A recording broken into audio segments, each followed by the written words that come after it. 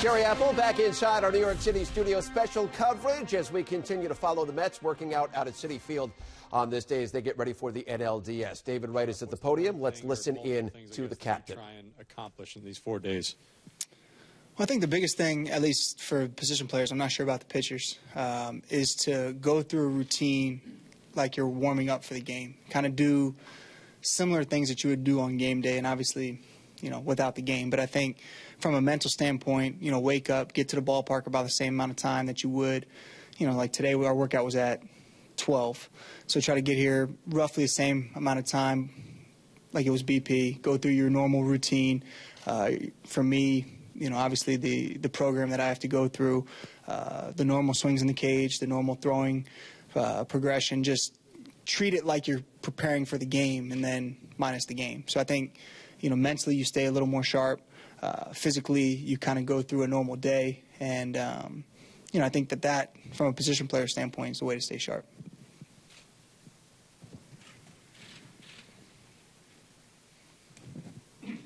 David, you take a look at what's gone into you coming back here, signing a long-term deal, then dealing with your injury and rehabbing to get back here. How gratifying is a day like today, preparing for the playoffs? Well, for me, it's been gratifying, really when I got hurt and I was out, watching, the way that this team grinded it out, during the middle of the summer when, you had a lot of guys that were probably going to be role players coming out of spring training or even in the minor leagues, step up and, as I've mentioned before, keep this team's head above water so that when we got to the trade deadline to convince the front office and Sandy to, go get us some help. And, so, that part of it's gratifying. Personally, going through what I've been through this year and, the work that I put in and, the time and being able to come back and hopefully help this team, make that playoff push. I mean, that's what it's all about. That's why, you go out there and play the game. That's why, you prepare in the off season, you put in the work to have as much fun as we had down the stretch and to play in those types of games. I've missed that. And it's been a while since we've had that feeling. So to be a part of that is extremely gratifying. And, that's the pinnacle of, an athlete's preparation is to be able to have that preparation pay off at the right time. David, your buddy Michael Cuddyer comes over here this year, and quite frankly, after the trades were made, his role's kind of changed a little bit, but his leadership has still stayed steadfast in the clubhouse. Can you talk about your impressiveness with the way he's handled all of that? Yeah, I mean, I think that's what makes this team click is we have a bunch of guys in that room that are very unselfish. I mean, I guess to put it bluntly. I mean, you got guys in the room that probably should be playing on a lot of other teams every day and, making an impact as an everyday player. But when you have, Michael Cuddyer, you have, Kelly Johnson on any given day, depending on who's pitching. If you look at our bench, I mean, you got some real weapons coming off the bench late in games and create some matchup problems for the opposing team. So I think that's what makes, this team so special is that, we have a group of guys that are willing to put, the team concept, way in front of, personal accolades or, personal achievements or going out there and, playing every day, things like that. So I think that's what, this team's kind of built on is that unselfishness. And obviously, Michael's a great example of that. David, Cespedes has had such a big impact for you guys since he came over. What do you expect from him in the playoffs? He's only had 2 series, but his experience, he's hit the ball very well. He's at .350 career postseason hitter. What do you expect to see out of him? Well, I mean, I think that, he's shown that he can rise to the occasion. He's shown that he can be, the definition of an impact player. So, but I think going into the postseason, it's important that, we continue to do, what got us here. It's not, we don't need necessarily anything extra. If we click offensively like, we've proven that we can, we're going to be just fine. And obviously, Yoenis is in the middle of that. So he's proven that he can be a run producer. He can be a run scorer. he hits a ball in the gap, he's going to end up on third. So he can just kind of do it all. He's that type of player that,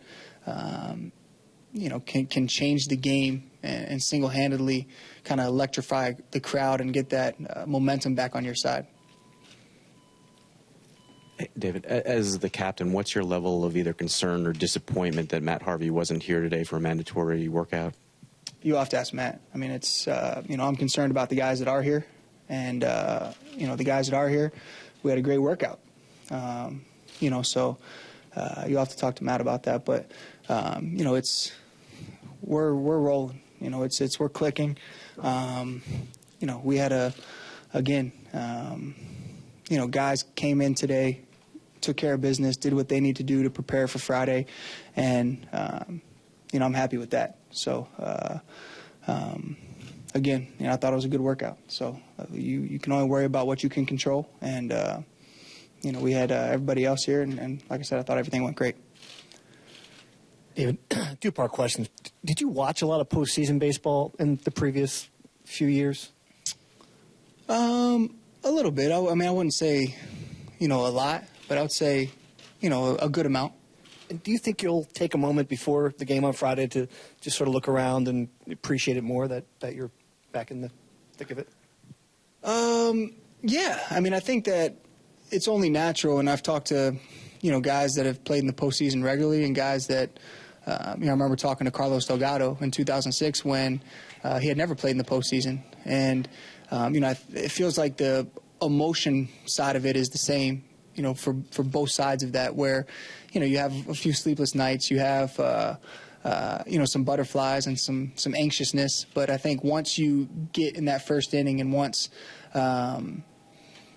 you get rolling, you get that first ball hit to you, you have that first at bat, you kind of settle in and get in the flow of a normal game. But I think the events leading up to it, I think there's going to be, some nervousness, some anxiousness, the butterflies, but I think that that's natural. And that's just the way it happens. You get it every year for opening day. I'm sure it's going to kind of circle back going into the postseason. How do you approach the challenge of now facing Greinke and Kershaw back-to-back? I don't think you can ever be prepared for that, but we're going to do what we can to kind of grind it out against those two because as I've said before, you look at Clayton Kershaw and Zach Greinke, and I don't think there's a better 1-2 in baseball. So with their pedigree, with what they've accomplished, if you look at the back of their baseball cards, it's about as good as it gets. So we know that we're going to have our work cut out for us, and we're confident in the arms that we're throwing out there that can go match those guys. But I think, offensively speaking, we're going to have to take advantage of the opportunities we do get because we know there's probably not going to be many of them. So I think we're going to have to do a good job of, grinding out at bats, trying to get on base any way possible, being a good situational hitting team, trying to limit the mistakes we make in the field and give them extra outs.